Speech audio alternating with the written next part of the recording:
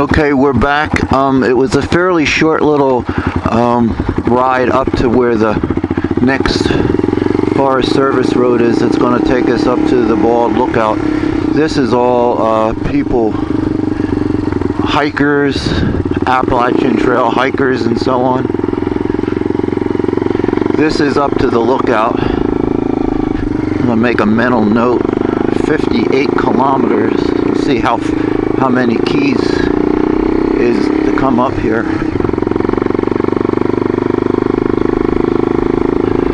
Now, some people hike all the way up here, you know. I think it's about, that's a nice hawk. We're going to have lunch up here at the tower.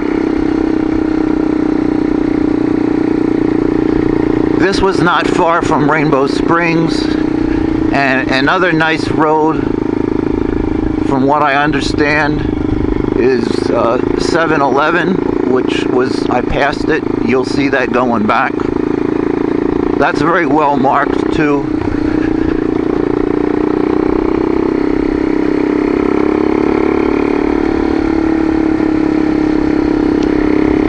Surprisingly, this was marked pretty well, but it helps to know. Like I said, I like to always look at the maps online first, just to have an understanding of where things should be, and then when you see them, then it makes sense. It's like, oh yeah, this makes sense. Now this has traffic on it, so this is another road where you have to you know, you got to pay attention. You're not the only person up here.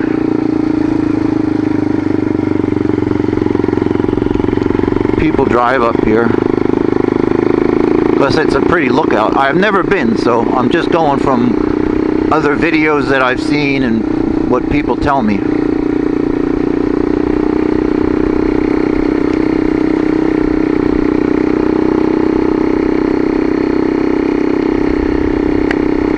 But this road is all hard-packed dirt with a little bit of gravel. Nothing too. It's not rutty or anything. Some of these roads have a deep corduroy in them, and that's the stuff that just jars every bolt and nut on your bike. Oh man! When I lived in Arizona, a lot of the dirt roads there are very have a lot of corduroy on them, and it does a number on your suspension.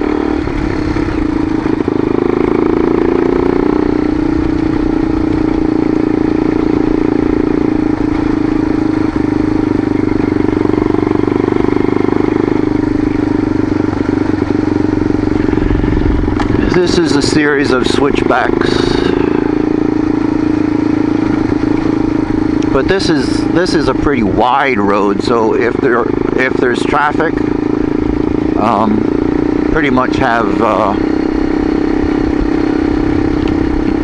enough room, no problem. Even, like, you know, if there's two cars that need to pass, it's pretty easy. Now this just goes up to the lookout tower. It does not go anywhere else. So what you see coming up, gravity will take you back down. So you can just throw it in third or something and just engine brake all the way down.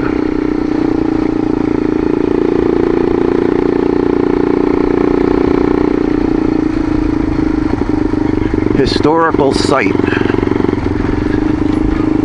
What is this historical site?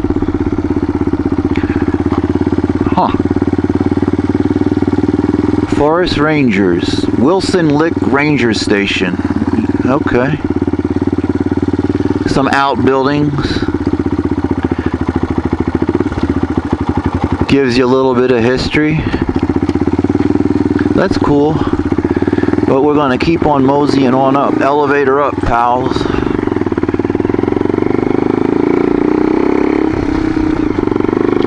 Now some people, you know, they got to read every freaking plaque. And that's okay if you're into all that history.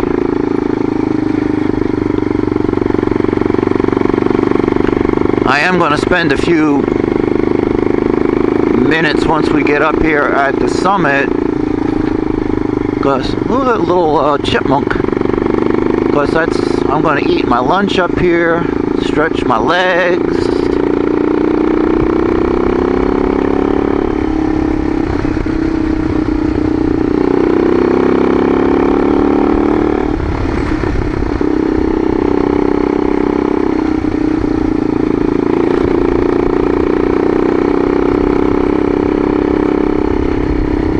This bike is so light that when you ride over this loose gravel, it almost feels like you're riding on marbles.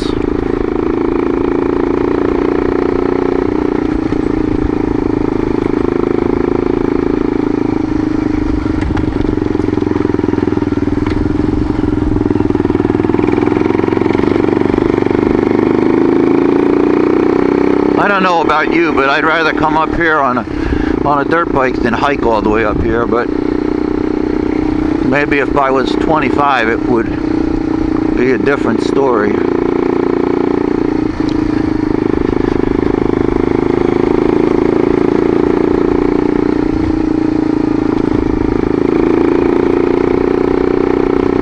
Now I have the stock seat on this bike, and I have a little gel pad on it, and I haven't really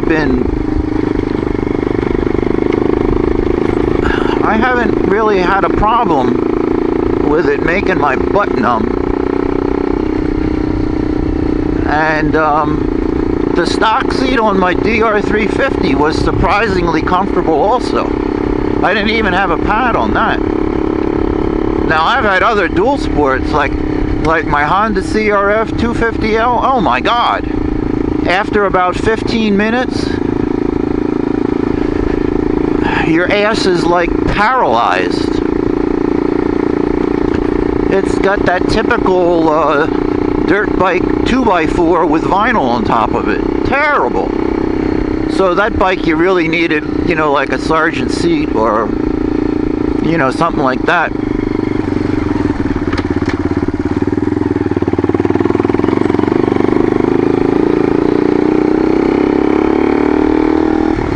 Up we go.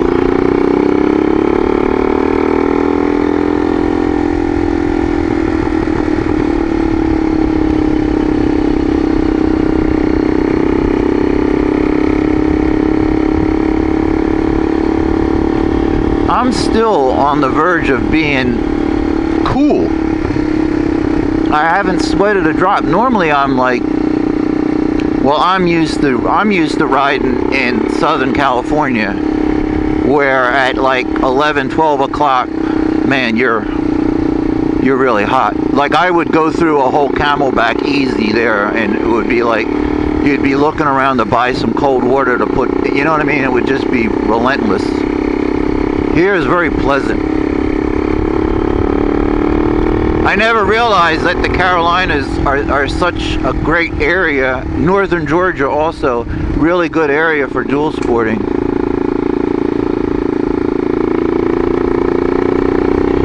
And if these Forest Service roads are not really your thing, there's a lot of HOV areas and private parks that you can pay, like, you know, a fee and whatever you're looking for. If you want to race motocross, they'll have a motocross track. If you want gnarly single track, they'll have those. So depending on what kind of riding you like to do, it's here.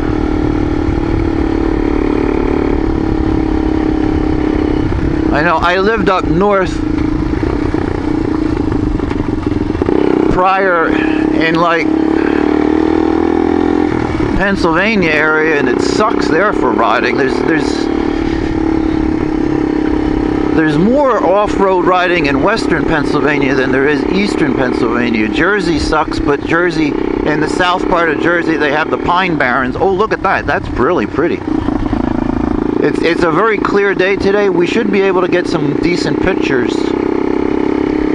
I've heard some people told me they've come up here and it's just all socked in with clouds. But that can be a pretty picture also with the cloud cover in the mountains, depending on, you know.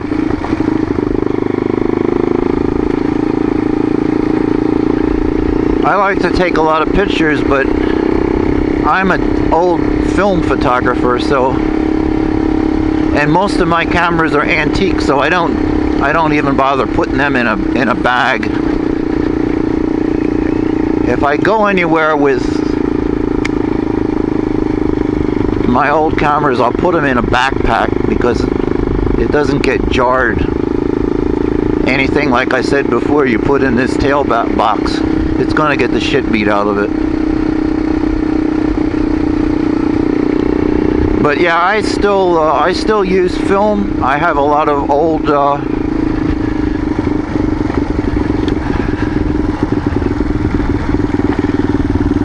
that's somebody's cabin. That's another little road. Those other little, they don't go anywhere. I checked them on the map. They're just other Forest Service roads. Well, what was I saying? Oh, about cameras. Yeah, I shoot mostly medium format. I've got a couple 6x6 cameras, 6x9 cameras. I like big negatives. I shoot, you know, I have a couple 35mm. I have a couple old Nikons and Zeiss Icons and stuff. But I still like playing in the dark room and working with film. But unfortunately, those cameras are big, they're bulky, they're heavy, and they don't really. I actually have a couple folding. I have a Mamiya Auto that's pretty compact 6x6 camera. It takes pretty good pictures. I got a bunch of TLRs, Yashica TLRs.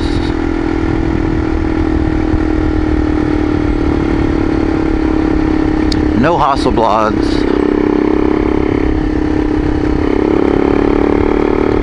No Rolleiflex. I got a Texas Leica, if you know what that camera is. Fuji 6x9. It's actually getting cold up here. I never thought I'd be saying that.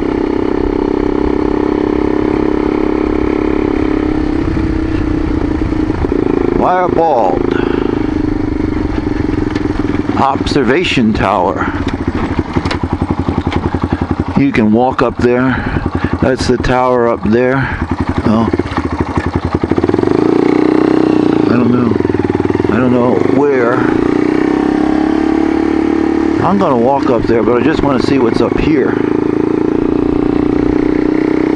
Bathrooms.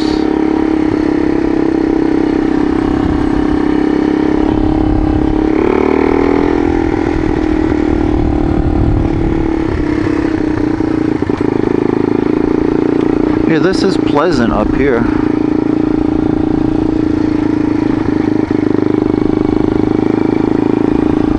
I think I'm gonna have lunch up here. Just find a place to put this pony.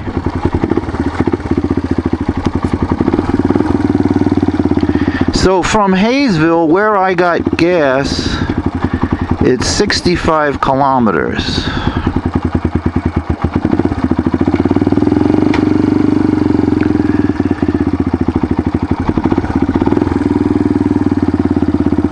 There's a big black cloud up above right now. In the distance there, you can see the lookout tower. Oh, let me move this bike over here.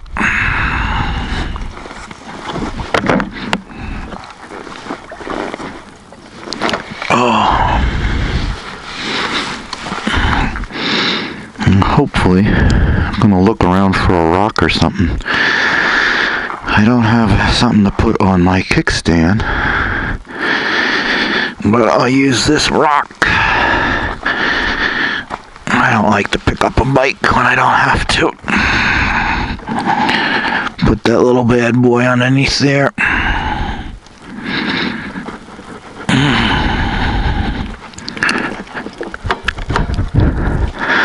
That'll do it.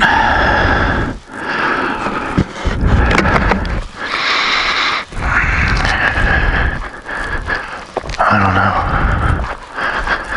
know. It's a very pleasant place. Temperature's perfect. Clear today. I can see a runway.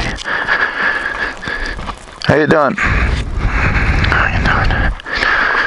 Oh.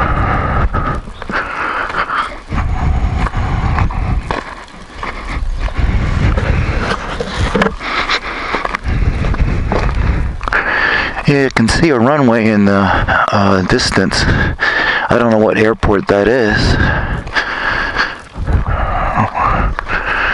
But as you can see, up there is the lookout tower.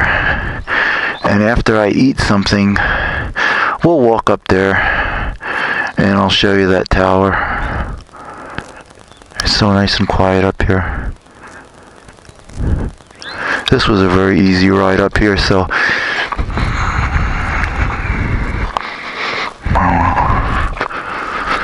we're gonna just chill. No.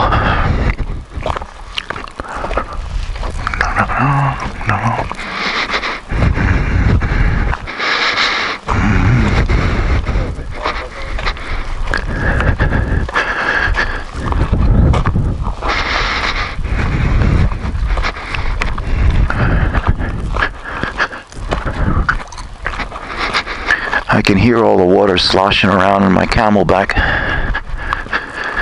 It's time to break out a sandwich. GPS signal lost.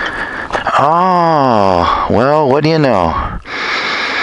I did lose a turn signal. Okay. Every one of these trips, something happens. So now I gotta go and get another turn signal fell off. See that? It's always something, you know? Always something. But it's good to know that this rack stayed on. That's not loose. Last week in this whole freaking this bolt came out.